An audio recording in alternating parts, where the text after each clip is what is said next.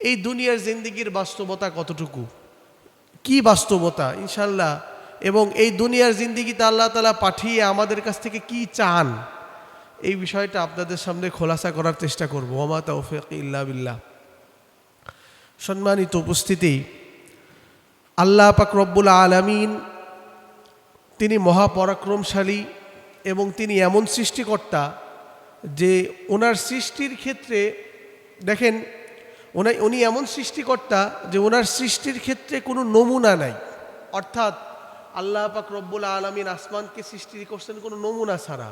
কোনো কিছু দেখে যে আসমান কি কোনো জিনিসের মতো এটা বলতে পারবো আমরা, কোনো জিনিসের মতো না। আসমান আসমানের মতো, জমিন জমিনের মতো। আল্লাহ পাক রব্বুল আলামিন আমাদেরকে সৃষ্টি করেছেন, মানুষ সৃষ্টি করেছেন, এটাও নমুনা ছাড়া। অর্থাৎ আল্লাহ তাআলা এমন সৃষ্টিকর্তা যার কোনো নমুনার প্রয়োজন হয় না। কিন্তু আমরা দুনিয়াবি দৃষ্টিকোণ থেকে দেখা যায়, কেউ যদি কোনো জিনিস আবিষ্কার করে বা নতুন উদ্ভাবন করে, তখন দেখা যায় সে সামনে একটা নমুনা রেখে সেই নমুনা অনুযায়ী কিন্তু সে নতুন একটি বিষয় কি করে, সৃষ্টি করে। আল্লাহ পাক রব্বুল আলামিন এই দুনিয়া, আসমান এবং জমিন, এই সৃষ্টি কিভাবে তিনি করেছেন, আল্লাহ পাক রব্বুল আলামিন কালামুল্লাহ শরীফের মধ্যে বলতেছেন, ومن آياته خلق السماوات والأرض في 6 أيام ثم استوى على العرش। আল্লাহ পাক রব্বুল আলামিন বলতেছেন যে এই আসমান জমিনকে আমি 6 দিনে সৃষ্টি করেছি।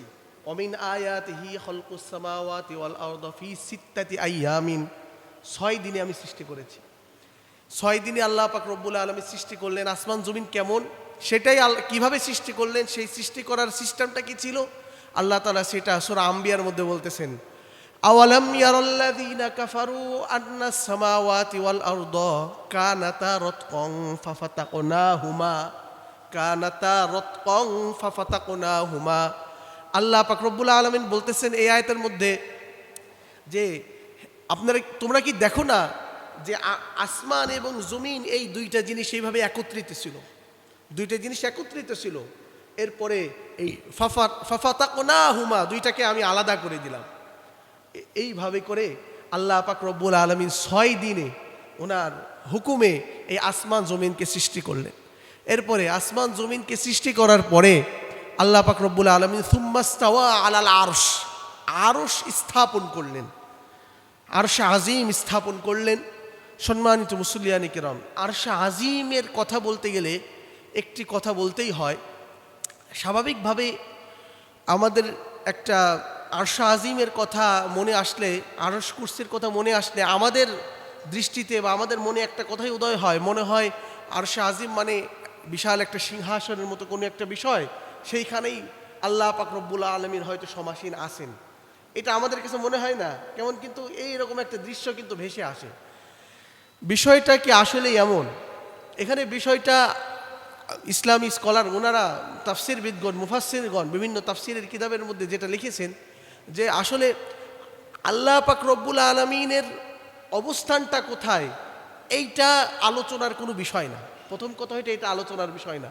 মূল বিষয় হইল আল্লাহ পাক রব্বুল আলামিনের কুদরত, পুরা পৃথিবী, ইন্নাল্লাহ আলা কুল্লি শাইইন কদির, তিনি সকল বিষয়ের উপর ক্ষমতাবান। ওনার কুদরত, ওনার শক্তিমত্তা পুরা সৃষ্টিজীবীর সকল কোনায় কোনায় বিদ্যমান আছে, ঠিক কিনা বলেন? আর তিনি আসেন কোথায়, তেনার অবস্থানটা কোথায়? উনি আরশে আজিমে আসেন, বাস এতটুকু আমরা জানি। আরশে আজিমে আসেন, কিভাবে আসেন এইটা আলোচনার বিষয় না।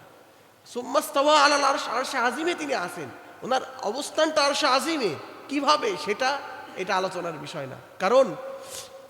কারণ জ্ঞানীজনদের, তাফসিরবিদদের একটা কথা যে তোমরা সৃষ্টিকে নিয়ে আলোচনা করো, সৃষ্টিকে নিয়ে ভাবো, স্রষ্টাকে নিয়ে ভাবার প্রয়োজন নেই। কারণ স্রষ্টা এত বড়, আল্লাহ পাক রব্বুল আলামিন তিনি এত বড়, উনাকে নিয়ে যদি ভাবতে যাই এই আমার ব্রেন, তাকে নিয়ে আমি চিন্তা ভাবনা করে শেষ করতে পারবো। কিন্তু উনার কুদরত নিয়ে যদি ভাবি, ওনার সৃষ্টিকে নিয়ে যদি ভাবি, তাহলে আমার ঈমান আস্তে আস্তে বৃদ্ধি পাইতে থাকবে এবং আমি বুঝতে থাকবো যে আসলে আল্লাহ পাক রব্বুল আলামিনের সৃষ্টি কত মহান এবং আল্লাহ পাক রব্বুল আলামিন তিনি স্রষ্টা হিসাবে কত মহান। সম্মানিত মুসল্লিয়ানি কিরাম, যে কথাটা বলছিলাম, সুম্মাস্তাওয়া আলাল আরশ, আল্লাহ পাক রব্বুল আলামিন আরশে আজিমকে স্থাপন করলেন। এরপরে ثم استوى على العرش يغشي الليل النهار يطلبه حثيثا يغشي الليل النهار।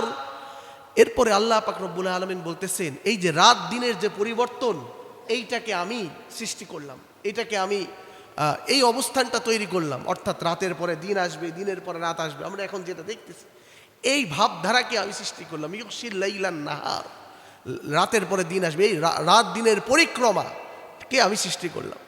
ইয়াতলুবুহু হাসিসা ওয়াশ শামসা ওয়াল কমারা ওয়ান নুজুমা মুসাখখারাতিন বিআমরি ওয়াশ শামসা ওয়াল কমারা ওয়ান নুজুমা মুসাখখারাতিন বিআমরি। এরপরে আল্লাহ পাক রব্বুল আলামিন বলতেছেন, এই যে চন্দ্র, সূর্য, তারকারাজি, বিভিন্ন গ্রহ উপগ্রহ ইত্যাদি যা কিছু আছে, এই সবগুলোকে তার আমি নির্দিষ্ট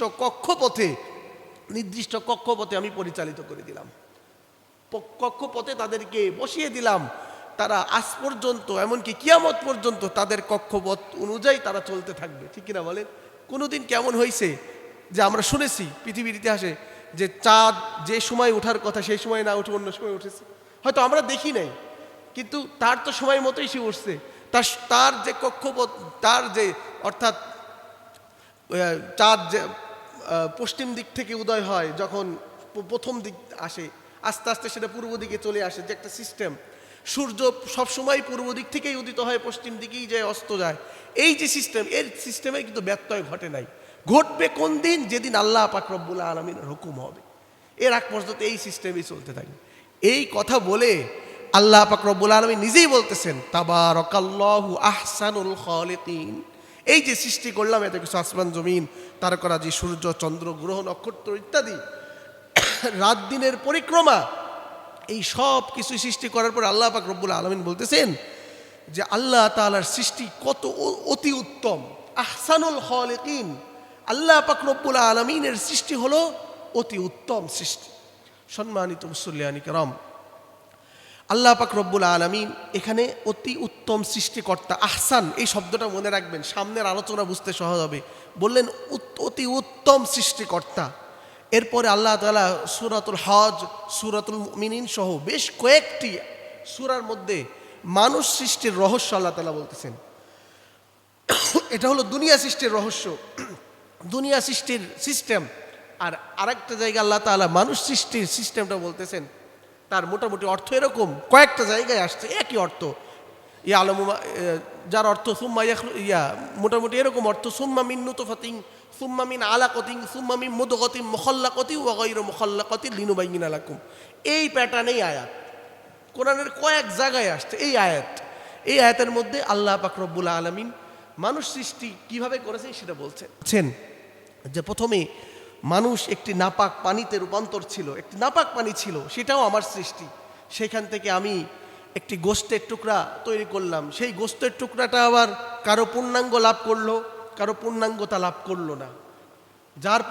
কারো পূর্ণাঙ্গতা লাভ করার পরে তার মধ্যে আমি হাড্ডি দান করলাম, আর কারোর মধ্যে পূর্ণাঙ্গতা লাভ না করেই সে সেখানেই শেষ হয়ে গেল। এটার বাস্তবতা আছে কিনা বলে? আছে। সম্মানিত উপস্থিতি, এরপরে আল্লাহ পাক রব্বুল আলামিন বলছেন, এইভাবে করে আমি আস্তে আস্তে একটা মানুষকে পূর্ণাঙ্গ একটা মানুষ হিসাবে মায়ের পেট থেকে আমি এরকমভাবে এই পৃথিবীতে আগমন করাই আমার হুকুমে। সুম্মাস সাবিলা ইয়াসসারা, সূরা আবাসার মধ্যে আল্লাহ পাক রব্বুল আলামিন বলতেছেন। এটাকে করার পরে এই আয়াতগুলির তাফসির মধ্যে, এই যে মানুষ সৃষ্টির রহস্যের এই আয়াতগুলির তাফসির মধ্যে মুফাসসিরিনে কেরাম লিখেছেন, মূলত মানুষ সৃষ্টি হওয়ার পরেই সে পূর্ণাঙ্গ মানুষ রূপে পূর্ণাঙ্গতা লাভ করে না। কারণ স্বাভাবিকভাবে আমরা দেখতে পাই একটা মুরগির বাচ্চা যখন সে ডিম থেকে মাত্র ফুটেছে, মাত্র দুনিয়ার জীবনে এসেছে, সে কিন্তু দৌড়াদৌড়ি শুরু করে, তাই কিনা বলেন? সে কিন্তু তার খাবার চিনতে পারে, সে কিন্তু পানি চিনতে পারে। কিন্তু মানুষ কি পারে? মানুষ কিন্তু তা পারে না। মানুষকে প্রত্যেকটা জিনিস মানুষকে শিখাইতে হয়। আমরা মায়ের কাছ থেকে শিখেছি, এরপরে করে আস্তে আস্তে আস্তে আস্তে আমি একটি পরিণত মানুষে পরিণত হই, একটা পূর্ণাঙ্গ মানুষ পরিণত হই আমি। সেইটার সময়সীমা মুফাসসিরিনে কেরাম লিখছেন যে মোটামুটি 30 বছর পর্যন্ত মানুষের দৈহিক অবকাঠামো, মানসিক অবকাঠামো, মনস্তান্ত্রিক অবকাঠামো মানুষের তৈরি হইতে সময় লাগে। 30 বছর সময় লাগে। 30 বছর পরে যায় একটা মানুষ পূর্ণাঙ্গ মানুষে রূপান্তরিত হয়। এর আগ পর্যন্ত কিছু না কিছু ঘাটতি তার মধ্যে থেকেই যায়। আস্তে আস্তে আল্লাহ পাক রব্বুল আলামিন সেটা পূর্ণ করে। যখন 30 বছরের পূর্ণাঙ্গ মানুষ হয়, হওয়ার পরে আস্তে আস্তে 40 বছর পর্যন্ত সে পূর্ণাঙ্গ মানুষ রূপেই থাকে। 40 বছরের পর থেকে আবার তার মধ্যে ক্ষয় হওয়া শুরু করে। আস্তে আস্তে তার শারীরিক মানসিক সব কিছু আবার নিম্নগামী হইতে থাকে। এই কথাটাও কোরআনে আল্লাহ পাক রব্বুল আলামিন বলছেন সূরা ৩ এর মধ্যে, লাকাদ খলাকনাল ইনসানা ফি আহসানি তাকওয়িম। আল্লাহ পাক রব্বুল আলামিন বলতেছেন, নিশ্চয়ই আমি মানুষকে সব থেকে সুন্দর অবয়ব দ্বারা সৃষ্টি করেছি। এরপরে আল্লাহ তাআলা বলতেছেন, সুম্মা রাদাদনাহু আসফালা সাফিলিন। এই সব থেকে সুন্দর সৃষ্টি জীব মানুষ, এইটা আবার আস্তে আস্তে তার এক নিম্নগামিতার দিকে, অর্থাৎ তার নিঃশেষ হয়ে যাওয়ার দিকে সে আস্তে আস্তে ফিরে যেতে থাকে। সে যেরকম একসময় কিছুই ছিল না, আমি তাকে মানুষ রূপে সুন্দর অবয়ব দ্বারা, সব থেকে সুন্দর অবয়ব দ্বারা সৃষ্টি করেছি, সেইখান থেকে আবার নিম্নগামী হইতে থাকে। কেমন নিম্নগামী হয়? মুফতি শফি রহিমাহুল্লাহ তাফসিরে মারিফুল কোরআনের মধ্যে সুন্দর একটা ব্যাখ্যা লিখেছেন। উনি বলতেছেন যে মানুষ তার পূর্ণাঙ্গতা লাভ করার পরে সে এতটাই নিম্নগামিতায় পৌঁছে যায়, একটি গরু সে গাভী হোক আর ষাঁড় হোক, ষাঁড় হইলে সে তার সে যখন জোয়ান থাকে সে লাঙল চলাইতে পারে, গাভী হইলে সে দুধ দিতে পারে, বাচ্চা দিতে পারে। এক সময় তার প্রয়োজন ফুরাইয়া যায়, সে লাঙলও চড়াইতে পারে না, আবার গাভী হয়ে সে দুধও দিতে পারে না, তার সে বার্ধক্য পরিণত হয়ে যায়। তখন ওই গরুর মালিক কি করে? তখন ওই গরুর মালিক তাকে জবাই করে তার গোশতটা দ্বারা সে উপকৃত হয়, তার চামড়া দ্বারা সে উপকৃত হয়। আল্লাহ মুফাসসিরিন কেরাম বলতেছেন, কিন্তু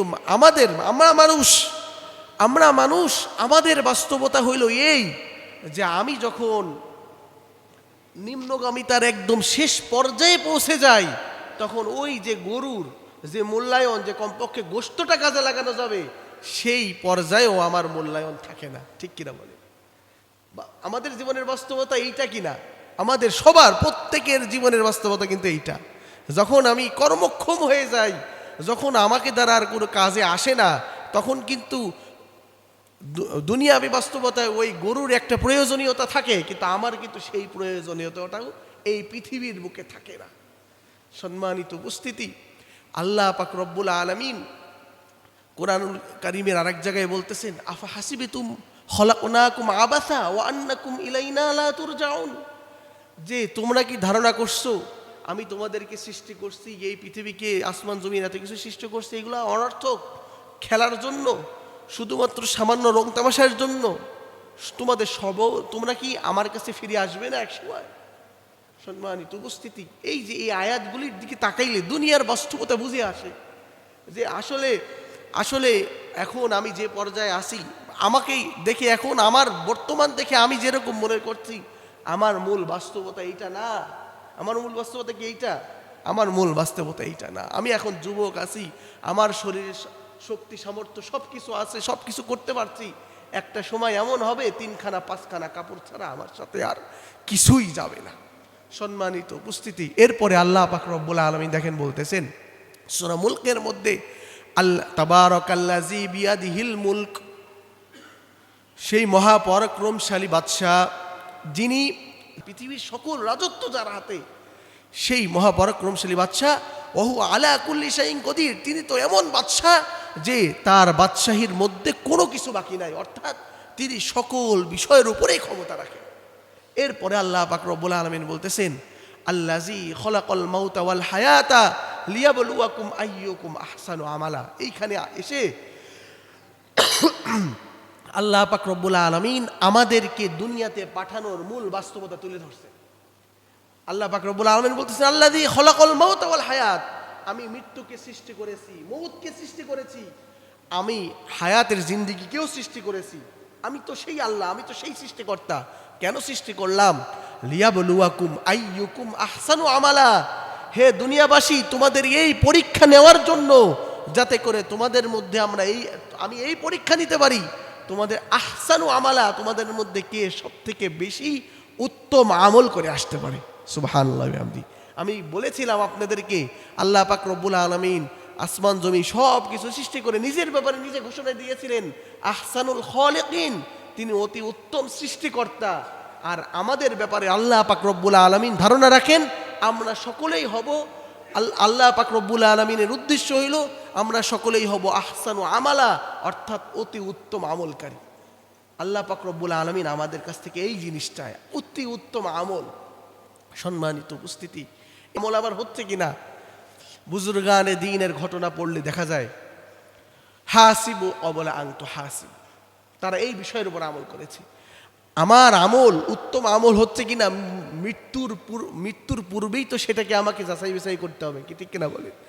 যখন আমার মৃত্যুর ডাক চলে আসবে, যখন আমি আখিরাতে পথের যাত্রী আমি হয়ে যাব, তখন তো আমার আর কোনো হিসাব নিয়েও আমার কোনো লাভ হবে না। এই জন্য হাসিবু কবলা আন্ত হাসিবু, অর্থাৎ আল্লাহ পাক রব্বুল আলামিন আমাদের কাছ থেকে তো একদিন হিসাব নেবেন। তিনি তো এমন পরাক্রমশালী বাদশাহ, আল্লাহ পাক রব্বুল আলামিন তো এমন পরাক্রমশালী বাদশাহ, যার হিসাব নেওয়া থেকে, তিনি এমন হিসাব নেওয়ালা, যার হিসাব নেওয়া থেকে পৃথিবীর কোনো শক্তি কি বাঁচতে পারবে? কোনো শক্তি বাঁচার কোনো ক্ষমতা আছে? কোনো ক্ষমতা নেই। আল্লাহ পাক রব্বুল আলামিন এক হাদিসে কুদসির মধ্যে আছে, তুমি কোথায় পালিয়ে থাকতে চাও আমার সৃষ্টির? তুমি আমার নাফরমানি করো, তুমি আমার সৃষ্টিজীবের থেকে বাহিরে চলে যাও, তুমি কোথায় যাবে? চলে যাও, আমার সৃষ্টির মধ্যে তোমার থাকার দরকার নাই। যাওয়া সম্ভব কোনোদিন? আল্লাহর সৃষ্টির বাইরে আমরা যেতে পারবো না। আল্লাহ পাক চ্যালেঞ্জ করতেছেন যে আমার নাফরমানি করো, আমার সৃষ্টির থেকে বাহিরে তোমরা চলে যাও, কোথায় যাবে? চলে যাও। সম্মানিত উপস্থিতি, তো আমি যে হাদিসটি বলছিলাম, হাসিবু কবলা আন তুহাসিবু, আল্লাহ নবী সাল্লাল্লাহু আলাইহি ওয়াসাল্লাম বলছেন তোমরা হিসাব নাও তোমাদের হিসাব নেওয়ার আগে। কিয়ামতের দিন আমাদের সকলকে হিসাব নেওয়া হবে, সেই হিসাব থেকে আমরা বাঁচতে পারবো না। সেই হিসাব নেওয়ার আগে আল্লাহ নবী সাল্লাল্লাহু আলাইহি ওয়াসাল্লাম আমাদেরকে বলছেন নিজের হিসাব আগে নিজে করো। বুজুর্গানে দ্বীনের ঘটনা থেকে পাওয়া যায় কিভাবে হিসাব করতেন তারা আগে ঘুমিয়ে যেতেন। দেখেন, ইসলামী শরিয়াতে একটি সুন্নাহ আমল, কিন্তু ঘুমের যতগুলো সুন্নাত আছে এর মধ্যে একটা সুন্নত কিন্তু এইটা, এশারের নামাজের পরে তাড়াতাড়ি ঘুমিয়ে যাও, অন্য কোনো কথাবার্তা না বলা। এর উপকারিতা তো একটা এইটা যে আমি তাহাজ্জুদের সময় আগে উঠতে পারবো, এটা তো একটা উপকারিতা। দ্বিতীয় উপকারিতা হইল আমি শুয়ে থেকে বা আমি ঘুমানোর আগে কমপক্ষে যেন আমার সারাদিনের আমলের হিসাব যেন আমি মিলিয়ে নিতে পারি। আজকে আমি কতগুলি কথা বলেছি, এই কথা বলার মধ্যে কতগুলি আমার মিথ্যা ছিল, কতগুলি গীবত ছিল, কতগুলি ধোঁকা ছিল, ইত্যাদি ইত্যাদি। আমি যে কাজগুলি করেছি এর মধ্যে কতগুলি আল্লাহ তাআলার নাফরমানির কাজ ছিল, আর কতগুলি আল্লাহ পাক রব্বুল আলামিনের সন্তুষ্টির কাজ ছিল। এই হিসাব বুজুর্গানে দ্বীন, উলামায়ে কেরাম, সাহাবে আজমাইন, তাবেঈন, তারা এই হিসাব নিতেন। তাদের অহরহ এরকম ঘটনা রয়েছে, সেই দিকে আমি যাচ্ছি না। সম্মানিত উপস্থিতি, এই জন্য এই দুনিয়ার এই বাস্তবতাকে সামনে রেখে হিসাব নেওয়া, আজকে দেখেন আমরা মুসলমান হয়েও বড় দুঃখ লাগে।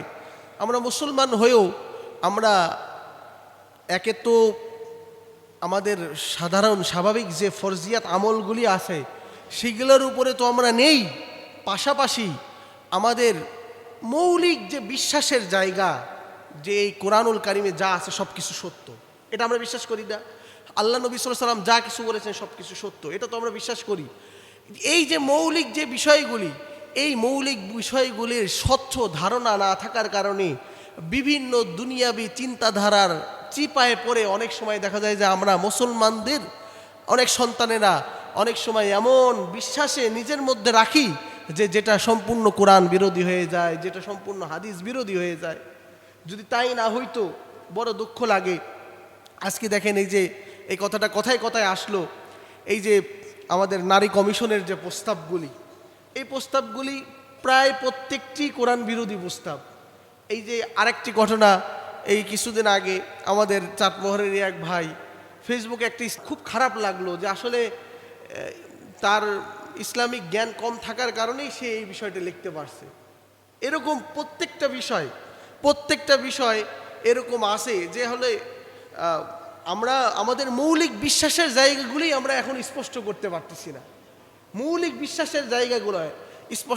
পারতেছি না, অথচ আমরা কিন্তু এরকম আবার আশাবাদী, আমরা আশাবাদী এরকম আল্লাহ পাক রব্বুল আলামিন যেইভাবে সাহাবাদেরকে ইসলামের পক্ষে এরকমভাবে সহযোগিতা করেছেন, আমরাও এরকম সাহায্যর দাবিদার। আমরা এই কথা বলছি, আজকে ফিলিস্তিনের মুসলমান এত মার খাচ্ছে, কেন আল্লাহ পাক রব্বুল আলামিনের সাহায্য আসছে না?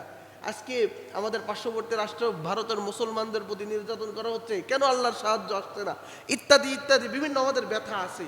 আল্লাহর সাহায্য আসার আগে দেখেন তাদের জীবনদেগিটা দেখি, যারা সাহায্যপ্রাপ্ত হয়েছে। ওই যে যুদ্ধের যে ৩১৩ জন, তাদের ইমানি চেতনা কি ছিল? ইমানি চেতনা তো এমন ছিল যে তারা তাদের নিজের জানকে কুরবান করে দিবে, কিন্তু তাও আল্লাহর নবী সাল্লাল্লাহু আলাইহি ওয়াসাল্লামের প্রতি একটা আঁচড় কাটতে দিবে না। তাদের জানকে কোরবান করে দিবে, তাদের অর্থ সম্পদ সব কিছু বিলীন হয়ে যাবে, আল্লাহ তাআলার সন্তুষ্টির বাইরে একটি কাজ সে করবে না। তাই কিনা বলেন? আল্লাহ তাআলার নাফরমানি হয় এমন কোনো কাজ তারা করবে না। এর পরবর্তীতে কি হয়েছে? সূরা আলী ইমরানের মধ্যে স্পষ্ট আছে, আল্লাহ পাক রব্বুল আলামিন বলতেছেন ১,০০০ ফেরেশতা বাহিনী আল্লাহ তাআলা বদরের যুদ্ধে মুসলমানদের সাহায্যের জন্য পাঠিয়ে দিয়েছেন। এরপরে আল্লাহ তাআলা আরও ঘোষণা করছেন, এইটার উপরে তোমরা ইন তাসবিরু ওয়া তাত্তাকু, তোমরা এটার উপরে সবর করো, এই যে মুসিবত আসছে এর উপরে তোমরা সবর করো এবং তোমরা আল্লাহ তাআলার প্রতি তাকওয়া আর কি আল্লাহ তাআলাকে ভয় করো, আমার কাছে আরও ৩,০০০ ফেরেশতা এরকমভাবে তোমাদের জন্য অপেক্ষা করতেছে। সুবহানাল্লাহ, তোমাদের প্রয়োজন হলে আমি পাঠিয়ে দিই। এইটা হলো বদর, আর এইটা হলো আমাদের অবস্থা।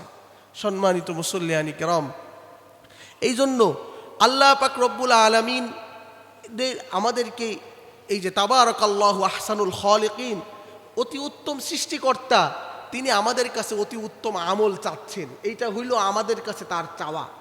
তো এই বিষয়টা আল্লাহ তাআলার কমিটমেন্ট যখন আমি পূর্ণ করব, এই যে ইন তানসুরুল্লাহ ইয়ানসুরকুম ওয়া ইউসাব্বিত আকদামাকুম, তোমরা আল্লাহর দ্বীনে সাহায্য করো, আল্লাহ পাক রব্বুল আলামিন বলতেছেন আমি তোমাদেরকে সাহায্য করব। সুবহানাল্লাহ, ওয়া ইউসাব্বিত আকদামাকুম, এবং তোমাদের কদমকে আমি জমায়ে দিব, সম্মানিত মুসল্লিয়ানি কেরাম, সময় শেষ হয়ে গেছে। আমাকে আসার পথে এক ভাই একটি প্রশ্ন করেছেন এবং খুব অনুনয় বিনয় করে বলেছেন, হুজুর আজকে এই প্রশ্নের উত্তরটা আপনি একটু দিয়ে যাবেন এই জুমার প্রাক-খুতবায়।